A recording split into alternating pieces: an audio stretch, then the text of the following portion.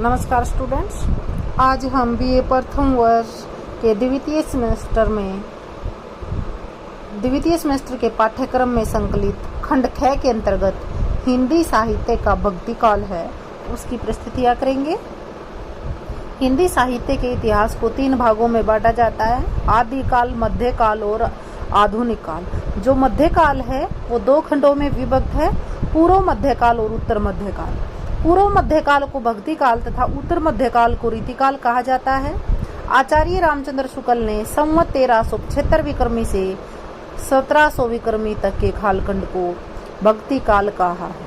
उनके अनुसार इस कालखंड में भक्ति भावना की प्रधानता थी, इसीलिए प्रवृत्ति की दृष्टि से यह नामकरण उचित है।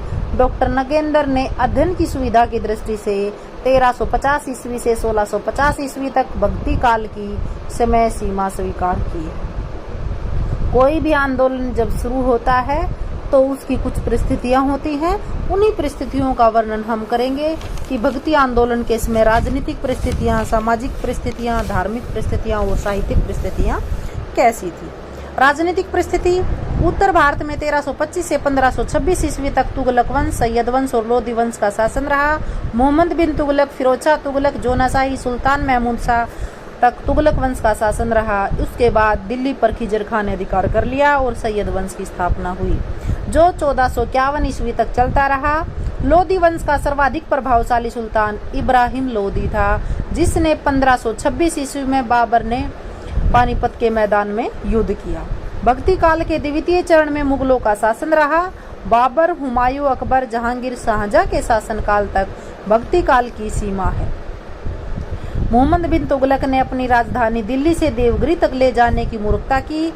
उसकी नीति हिंदुओं के प्रति उदार थी, किंतु फिरोज शाह तुगलक में धार्मिक असहिष्णुता थी। शेरशाह सूरी ने मालगुजारी एवं कर की उचित व्यवस्था की और पक्षपात रहित होकर वसूली की। अकबर ने टोडरमल की सहायता से भू व्यवस्था में आवश्यक संशोधन किए। अकबर का शासन सुव्यवस्थित था। मोटे तौर पर कहा जा सकता है कि इस काल में अधिकांश शासकों में धार्मिक सहिष्णुता नहीं थी। हिंदू मुस्लिम जनता में ही सद्भाव नहीं था। राजनीतिक दृष्टि से भले ही हिंदुओं का पराभव हो गया था, किंतु वे अपने को छोटा मानने को तैयार न थे।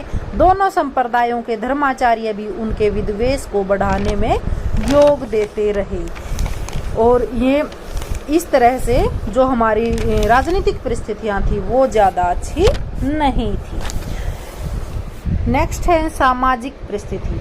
वर्ण व्यवस्था में आस्था रखने वाले हिंदू छुआछूत में विश्वास रखते थे। वर्ण व्यवस्था होती है कि हमारा समाज 4 वर्णों में बटा हुआ था, ब्राह्मण, वैश्य, शूद्र और एक और जो कि वीर जो कि लड़ाई वगैरह करते थे उसमें ऊंच नीच की भावना विद्यमान थी। हिंदू और मुसलमानों में परस्पर आत्मीयता नहीं थी। हिंदू कन्याओं को संपन्न मुस्लिम क्रय करके या अपहरण करके अपने घर ले जाते थे। स्त्रियों को शिक्षा अधिकार प्राप्त नहीं थे। उन्हें दूसरे दर्जे का नागरिक माना जाता था। पर्दा प्रथा उस युग में खास आवश्यकता बन गई थी। हिंदुओं में संयुक्त परिवार प्रथा थी। छुआछूत समाज में सभी जगह व्याप्त थे। बहुत सारे कारणों से अनेक हिंदू धर्म परिवर्तन करके मुसलमान बन गए थे।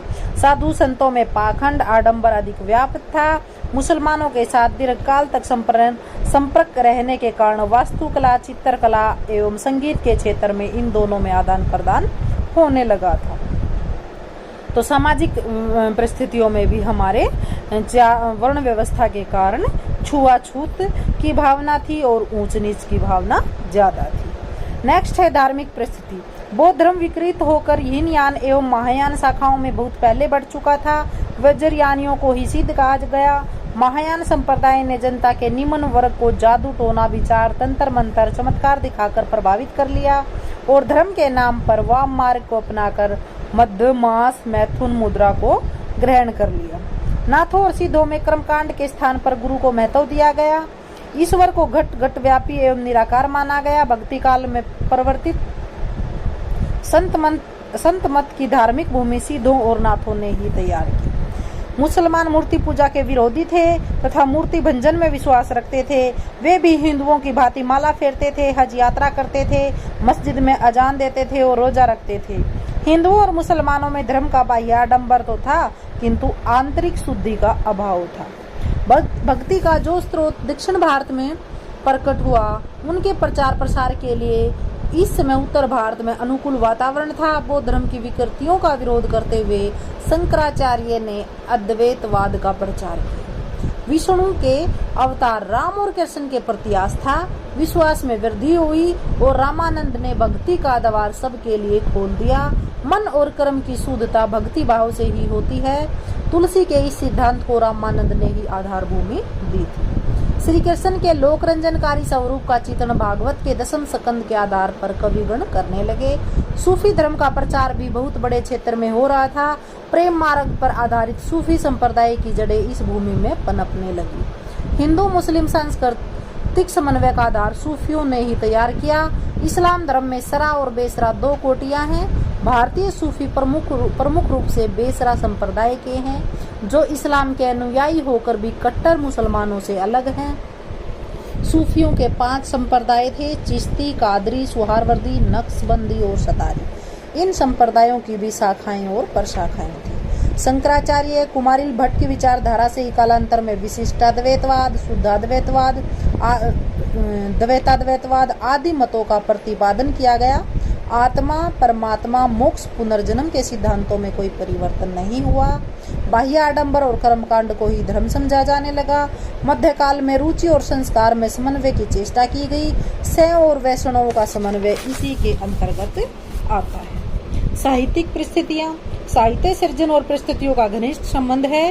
भक्ति युगीन परिस्थितियां ही कुछ ऐसी थी कि प्रबुद्ध नेता संत कवि जहां एक और धर्म और भक्ति के स्वरूप की स्थापना और प्रचार करने में लीन रहे, वहां साथ ही इन्होंने अपनी मान्यताओं के अनुसार सिद्धांत प्रतिपादन भी किया।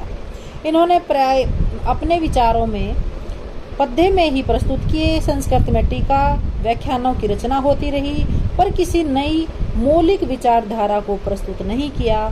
उस काल में जो राजभाषा थी वो फारसी थी, अतः इनमें पर्याप्त मात्रा में पुस्तकें लिखी गई। पर हिंदुओं का जो उच्च वर्ग था वो संस्कृत में ही अपने विचार प्रकट करता रहा। संस्कृत के अनेक ग्रंथों का फारसी में अनुवाद किया गया। शेरशाह सूरी और अनेक प्रादेशिक मुस्लिम शासकों ने भी हिंदी को प्रोत्साहन दिया, पर हिंदी को फारसी एवं संस्कृत जैसा स्थान नहीं मिल पाया। इस काल में मुक्तक और प्रबंध दोनों प्रकार की रचनाएं की गई। ये रचनाएं मात्र काव्य ग्रंथ ही नहीं, बल्कि इनमें धर्म की उच्चतम व्याख्या हुई। यह साहित्य लोक परलोक को स्पर्श करता हुआ एक ही साथ हृदय, मन और आत्मा की भूख को शांत कर देने में सक्षम हुआ। तुलसीदास का रामचरितमानस और कबीरदास के दोहे इसी काल की उपज हैं। सांस्कृतिक परिस्थितियां, भारतीय संस्कृति में समन्वय भावना की प्रतिपादना की रीति अत्यंत प्राचीन है। पुराणों में इसी प्रवृत्ति के अंतर्गत पूजा, उपासना और कर्मकांड में दर्शन मिलाने का प्रयास किया गया। भक्ति काल साहित्य के निर्माण के समय योग तंत्र विशेष प्रेरक तत्व था, अतः भक्ति, ज्ञान और कर्म के साथ योग शब्द का समन्वय किया जाने लगा। भिन्न भिन्न संप्रदायों के उपास्य देवी देवताओं में भी समन्वय लाने का प्रयास चल रहा था। राम और शिव, दुर्गा और वैष्णव आदि में समन्वय लाने की जो प्रक्रिया चल रही थी, तुलसीदास जी ने भी तुलसीदास को समन्वयवादी कहा जाता है और उन्होंने समन्वय का बहुत ही ज्यादा प्रयास किया था। हिंदू मुस्लिम संस्कृतियों के एक दूसरे के निकट आने के कारण संगीत, चित्र, वास्तुकला में भी अद्भुत समन्वय हुआ। दोनों जातियों ने एक दूसरे को बहुत प्रभावित किया। ताजमहल, लाल किला भारतीय और ईरानी वास्तुकला के सुंदर नमूने हैं। काव्य में भिन्न भिन्न राग रागनियों का प्रयोग समन्वयात्मकता का ही परिणाम है, जिनसे भारतीय सामाजिक संस्कृति का रूप निखरा है। कुल मिलाकर जो हमारी सांस्कृतिक परिस्थितियां थी भक्ति काल के समय, वो बहुत ही अच्छी थी। अब हैं भक्ति आंदोलन के कारण। आचार्य रामचंद्र शुक्ल ने भक्ति आंदोलन के उदय के निम्न कारण बताए हैं। देश में मुसलमानों का राज्य प्रतिष्ठित हो जाने से हिंदू जनता हताश, निराश और पराजित हो गई थी। पराजित मनोवृत्ति में ईश्वर की भक्ति की ओर उन्मुख होना स्वाभाविक। एक कारण ये बताया रामचंद्र शुक्ल जी। दूसरा, हिंदू जनता ने भक्ति भावना के माध्यम से अपनी आध्यात्मिक श्रेष्ठता दिखाकर पराजित मनोवृत्ति का सम्मान किया। तीसरा, तत्कालीन धार्मिक परिस्थितियों ने भी भक्ति के प्रसार में योगदान किया। नाथ सिद्ध योगी अपनी रहस्यदर्शी शुष्क वाणी में जनता को उपदेश दे रहे थे। भक्ति, प्रेम आदि के हृदय के प्रकृत भावों से उनका कोई सामंजस्य न था। भक्ति भावना से ओतप्रोत साहित्य ने इस अभाव की पूर्ति की। चौथी, भक्ति का जो मूल स्रोत था वो दक्षिण भारत में था। 7वीं शताब्दी में जो आलवार भगत थे उन्होंने भक्ति भावना प्रारंभ की, जो उत्तर भारत में फैलने के लिए अनुकूल परिस्थितियां प्राप्त हुई। अन्य मत दिया है हजारी प्रसाद द्विवेदी जी ने।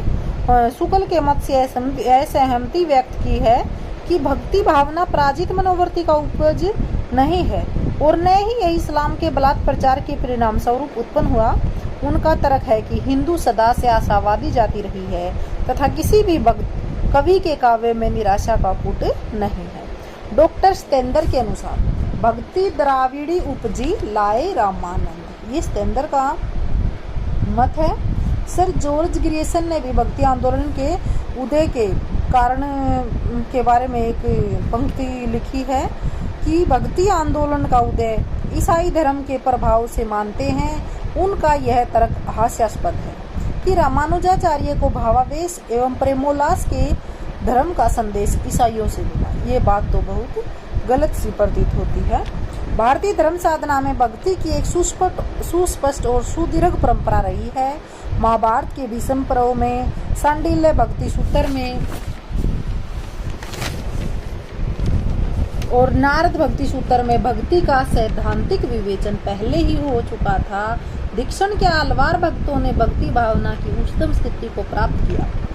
नेक्स्ट है रामानुजाचार्य, रामानंद, निम्बकाचार्य, वल्लभाचार्य जैसे शास्त्रज्ञ विद्वानों ने अपने सिद्धांतों की स्थापना के द्वारा भक्ति भाव एवं अवतारवाद को दृढ़तर आयामों पर स्थापित किया, जिसे सूर, कबीर, मीरा, तुलसी ने काव्य रूप प्रदान किया। निष्कर्ष है कि हिंदी साहित्य में भक्ति आंदोलन का जो प्रारंभ है वो दक्षिण भारत के आलवार भक्तों की परंपरा में हुआ। उत्तर भारत की राजनीतिक परिस्थितियों ने उस आंदोलन के प्रचार प्रसार में महत्वपूर्ण योगदान दिया। मुस्लिम शासकों की धर्मांधता और इस्लाम के बलात् प्रचार एवं क्रूर धार्मिक नीति ने भी उत्तर भारत में हिंदू जनता में भक्ति भाव को दृढ़ता प्रदान की। भक्ति आंदोलन प्राचीन भारतीय मनीषा, ज्ञान एवं दर्शन की एक अविच्छिन्न धारा है जो अत्यंत शक्तिशाली एवं व्यापक है। धन्यवाद।